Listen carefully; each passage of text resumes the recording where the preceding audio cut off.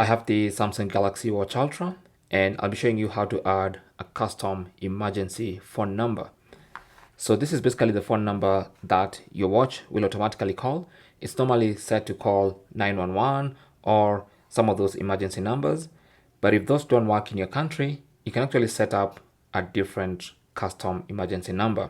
This could be your local police station, this could be your local hospital, an ambulance, or even a trusted contact who you know will always be available in case of an emergency.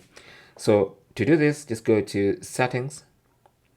Under settings, scroll down to safety and emergency, tap on that, and then you want to go to emergency SOS, tap on that, and then scroll down and you should see emergency number to call.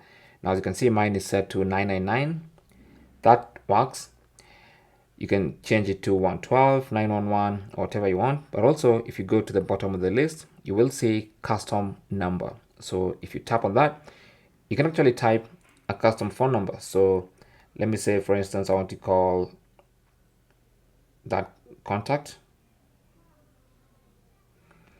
So once I enter the number, tap on the check mark, and that's going to be your new emergency number to call in case you fall, in case you're in trouble, and you press that SOS siren.